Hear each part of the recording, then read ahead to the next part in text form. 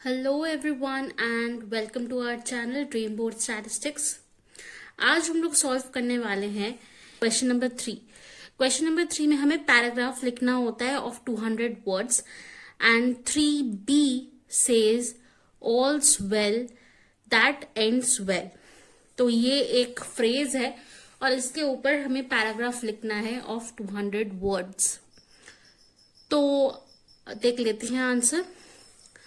All's well that ends well encapsulated the notion that a favorable resolution justifies preceding challenges, a sentiment rooted in the wisdom navigating life's complexity. तो all's well that ends well मतलब जब हम किसी परेशानी में पड़ते हैं या कोई भी एक सिचुएशन होता है, सिचुएशन कितना भी मुश्किल हो, सिचुएशन कितना भी हम डिफिकल्टीज से गुजरे, कितना भी हर्डल्स हमें पार करना पड़े, बट एट द एंड जो भी होता है वो अच्छे के लिए होता है। एट द एंड जो भी सोल्यूशन होता है, जो भी रिजल्ट होता है या जो भी आउटकम होता है वो अच्छा होता है, वो अच्छे के लिए होता है, वो भले के लिए होता है। तो next, originating from Shakespeare's play, this phrase finds resonance beyond the stage. तो ये जो फ्रेज है ये शेक्सपियर के एक प्ले से लिया गया था and this phrase became very famous क्योंकि ये एक लाइफ लेसन फ्रेज है। Next, life's journey often unfolds with unexpected twists and turns, akin to the intricate plots within the play. The characters grapple with dilemmas, showcasing the resilience needed when faced with adversity.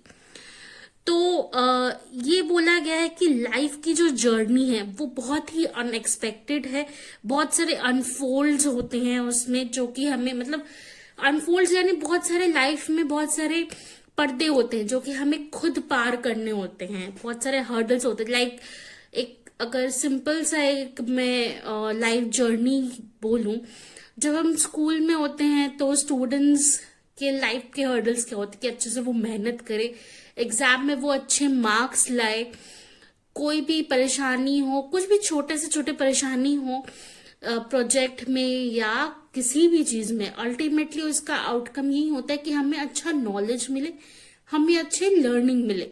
जब हम college में जाते हैं तब हमारा ये गोल होता है कि अच्छी नौकरी मिले, उसके लिए हमें जो भी हार्डल्स पार करने होते हैं, जो भी कठिनाइयां पार करनी होती है या जो भी हमें कैरेक्टर्स को फेस करना होता है वो अच्छे के लिए फेस करना होता है। वो सारे डिफिकल्टीज पार करना हमारे लिए एक लाइफ लेसन होता है ताकि हम एक अच्छा इंसान बन सके एज एन इंडिविजुअल, हमें अच्छी जॉब मिले, अच्छा करियर सेट कर सके, अच्छा करियर गोल सेट कर सके।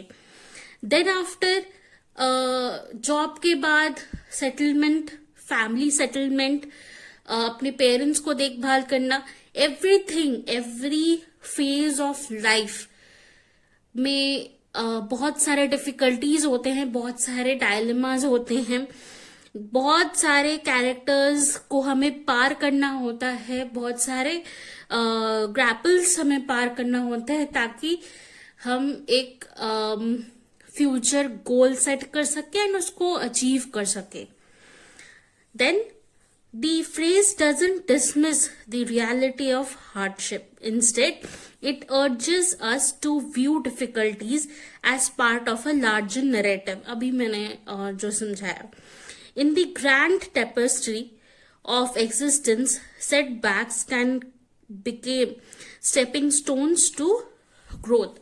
So this philosophy becomes a guiding light during tumultuous times, encouraging perseverance and fostering a belief in the transformative power of resilience. It acknowledges that not every story concludes optimally yet it underscores the importance of maintaining hope and perspective. तो ये जो philosophy है कि all's well that ends well, इसका मतलब ये नहीं कि हर कहानी का रिजल्ट अच्छा हो या हर कहानी का रिजल्ट बुरा हो, बट जो भी रिजल्ट होता है वो आपको शायद अभी अच्छा ना लगे, पर बाद में आपको रियलाइज होता है कि इट वॉज गुड फॉर अस। बाद में आपको ये समझ आता है कि it was a good thing for us. जैसे कि मैं एक एग्जांपल दूं, हमारे रिजल्ट आते हैं, बहुत गंदा रिजल्ट होता है और घर वाले हमें डांटते हैं, कितना गंदा क्यों किया, आगे जाके क्या करोगे, ये वो बहुत कुछ बोलते हैं, बुरा भला बहुत कुछ बोलते हैं। तब हमें बुरा लगता है, तब हमें स्कूल टाइम्स में बहुत बुरा लगता है, तब हमें ये लगता है कि ऐसे कैसे डांट सकते हैं, सबके सामने कैसे डांट सकते हैं। पर जब हम बड़े होते हैं तब हमें समझ आता है कि वो जो डांट थी that was good for us, good for building our personalities. अगर वो हमें नहीं सिखाते, नहीं डांटते, तो हमें समझ नहीं आता या हमें पता नहीं चलता कि how to be good in our studies, how to be a good person, how to behave outside, how to do anything। जिस भी कारण वो हमें डांट रहे हैं, हमारे पेरेंट्स, हमारे गुरुजन, हमारे टीचर्स, तो यही चीज है कि हर सल्यूशन हमें हर वक्त अच्छा लगेगा या हर वक्त बुरा लगेगा, ऐसा कोई मतलब फिक्स नहीं है। पर सल्यूशन अच्छे के लिए ही होता है, जो भी रिजल्ट आता है वो अच्छे के लिए ही होता है। शायद हमें तब समझना है एट प्रेजेंट मोमेंट, पर बाद में हमें वो चीज समझ आ जाती है।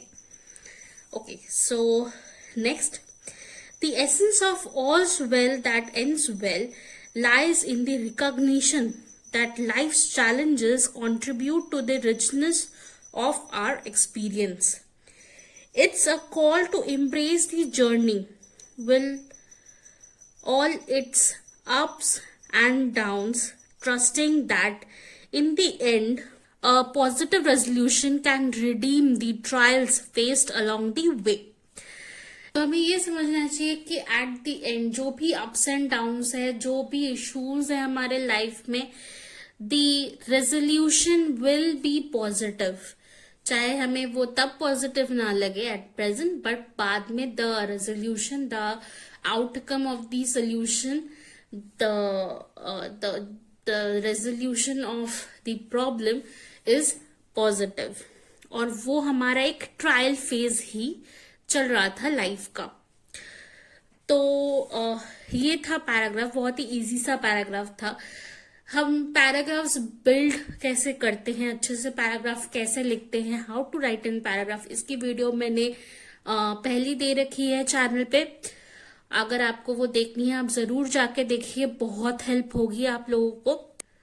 अगर कोई भी डाउट है, कोई भी क्वेरी है, please feel free to comment down below, and for more such videos don't forget to subscribe our channel, hit the bell icon ताकि नोटिफिकेशंस आपको मिलती रहे। Thank you for watching.